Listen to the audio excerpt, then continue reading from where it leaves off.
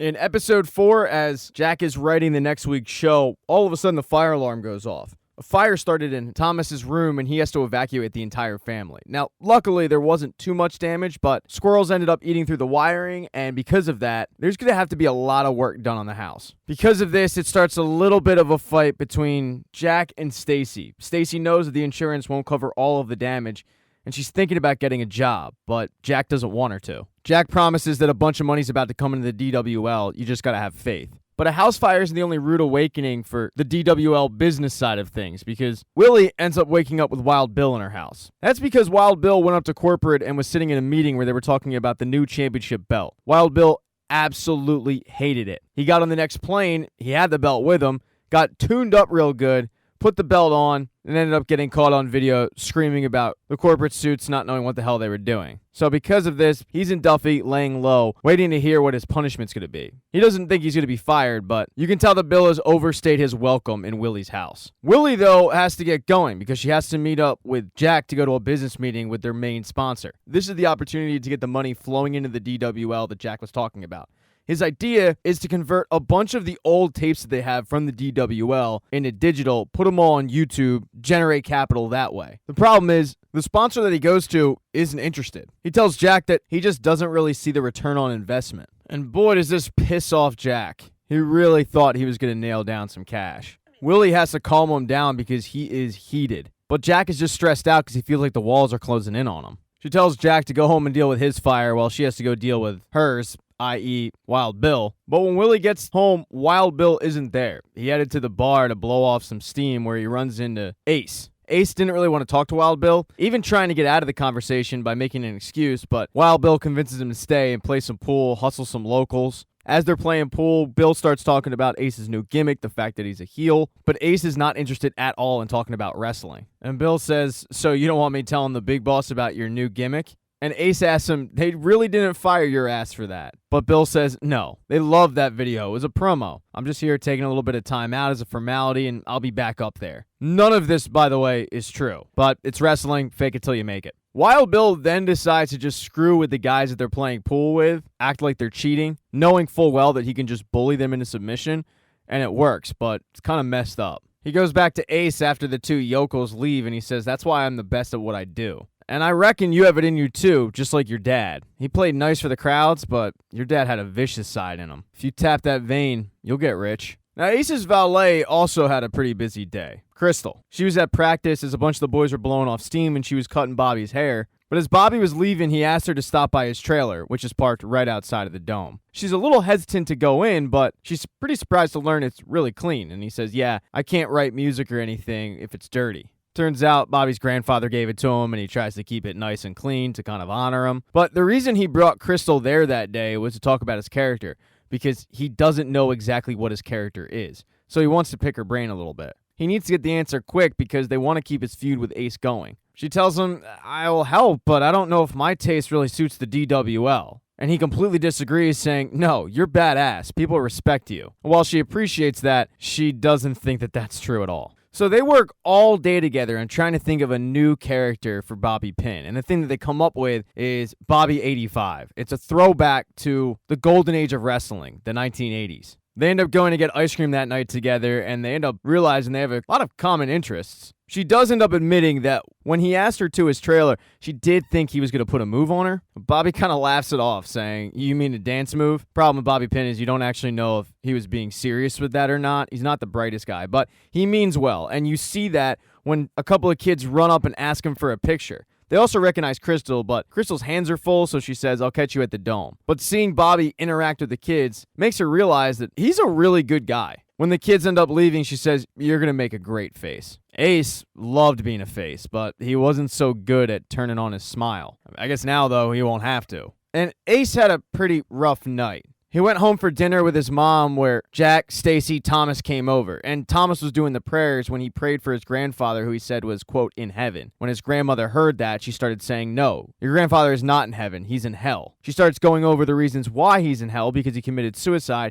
And during this lecture a few times, everybody at the table kind of tries to get her to stop until finally Stacy says, "Jesus Christ, Carol, give it a rest." It gets super, super awkward. But because of this little lecture, Thomas, who is staying over that night, can't really sleep. So when Ace walks by his room, he starts asking him questions on if his grandfather is actually in hell. Ace, having common sense, tells the kid what he probably needs to hear at the age of 10. No, your grandfather is not on fire. Yes, your grandmother is wrong. No, do not tell your grandmother I said that. But then as Ace is leaving, Thomas asks who cleaned him up, and Ace tells him that Jack did. Thomas then asks if his grandmother was sad, and Ace says she's still sad. Thomas points out that she seems mad, and Ace has to tell him that sometimes that's the way sad comes out. And then Thomas gets to the big question. Why did he kill himself? And Ace tells him it's because his spirit got broken. Ace then switches the conversation because he knows that to put out the fire, Jack had to use his blanket. So Ace gives him his Georgia Bulldogs blanket. And right before Ace leaves for the night, Thomas tells him, I love you, Uncle Ace. Ace then heads downstairs where his brother is watching some old DWL promos that he wants to turn into digital. One in particular is from his dad's rivalry with Wild Bill. Now, it's pretty cheesy looking, but it is innovative for its time. After the promo's done, though, Ace starts asking his brother a lot of the questions that Thomas just asked him. And Jack has to tell him, you haven't listened to your mom your entire life, but now you're going to start? Ace then changed the conversation to Florida Dystopia's promos because they look movie-like. Ace suggests that they do something like that. Now, at first, Jack says, I didn't call you down here to get notes on creative. But that really pisses off Ace. He tells him, I was with Wild Bill this afternoon. The whole time I'm thinking, do I have to tell Jack about this? Is Jack going to be angry? Like, you're my dad. I mean, why do you have to control everything? And Jack realizes that Ace has got a point. He hands him the notepad and they start getting to work. And what they come up with is an awesome promo that they're going to shoot at a gas station involving a lot of the DWL wrestlers. But mainly it's going to involve Ace and Bobby Pin. It's going to lead up to Jack telling them that they can settle it in the ring and whoever wins gets a shot at the belt. Now all they have to do is wrangle up all the wrestlers. But one old-time wrestler wakes up to bad news. Even though Wild Bill's been telling everybody that he didn't get fired, he wakes up that day to find out he has in fact been fired. It's a pretty tough pill to swallow, and he spends most of the day drinking, floating aimlessly in the pond right behind Willie's house. Now, Bobby started that day heading over to Crystal's because he has most of what he would need for his gimmick. He heads to her bathroom, and as he's getting dressed, he says, by the way, I'm going to tell Jack and Willie that this was your idea.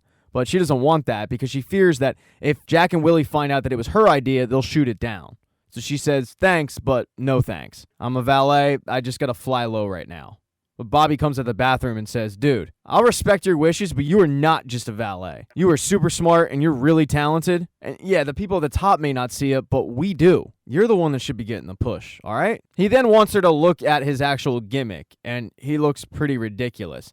And that's when Crystal realizes that this Bobby 85 thing isn't it. Bobby's gimmick is the fact that Bobby is just a really good guy. That's his gimmick. They both then get the text alerting them to go to the gas station because of the promo. And the promo looks great. Crystal is behind the counter. Ace sneaks up on Bobby Pin, who is just trying to buy some stuff at the convenience store.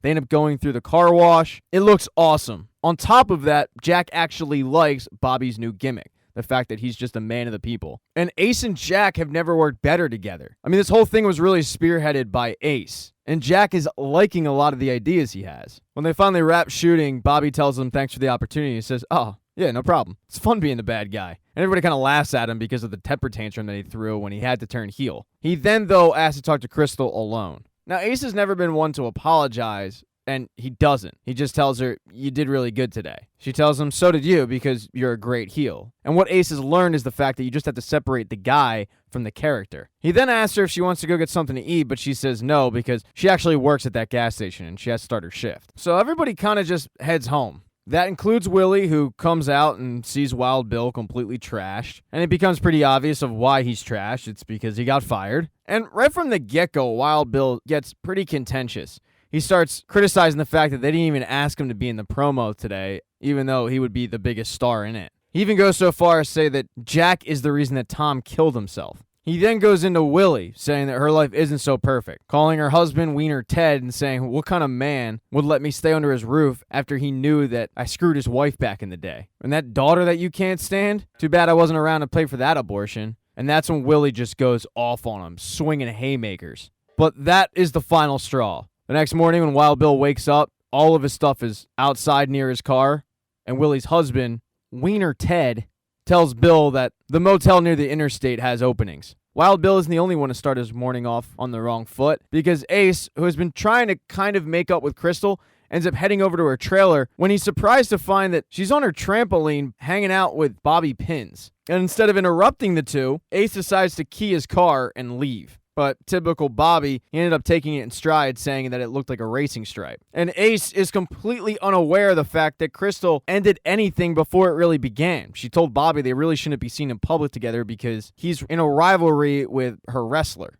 Either way, Ace heads home that night, and his mom can tell that something's wrong with him. And it's not just the stuff with Crystal. Ace turns to his mom and says, Dad checked out because he was messed up on some stuff, but he ain't in hell. I hear the gunshot over and over again. I can't sleep without music. And it's been almost a year. She starts giving him a lecture on sadness being selfish, and he completely rebuffs that. He says to his mom, you stopped smiling way before Dad did what he did to himself. Why? I think maybe if you took the time to answer that question, you may be well on your way to being happy again. Ace ends his night, by the way, sleeping with the bartender and confiding in her about the feelings that he has because he doesn't really have anyone to talk to. Only thing the bartender's concerned with is round 2. The other Spade brother, Jack, is headed to go meet with Wild Bill. He gets a phone call from Stacy, who's gone back home, and she calls him to let him know that she got a job. It's just part-time at the grocery store, but she had talked to Jack's mom about what her life was like when Tom was alive and running the DWL, and that was just something that she wasn't interested in. She didn't feel like she had a purpose. She doesn't know what she wants to do with her life, maybe go back to school, but it's certainly not just sewing costumes for the DWL. To her surprise, Jack says, look, if you want to work, I want you to work. All I care about is that you're happy. Jack then hangs up and heads over to the motel to tell Wild Bill to stop hanging out with Ace, but when he actually sees Wild Bill, he's in such a sad state that Jack just ends up leaving. And it's a pretty good thing because Wild Bill ends up putting on his wrestling garb again, heading to the roof of this motel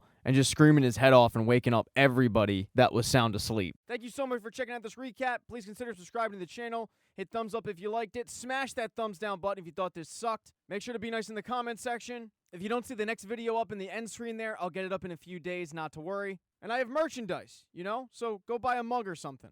It's never too early to think about Christmas gifts, folks. Once again, thank you for checking out this recap.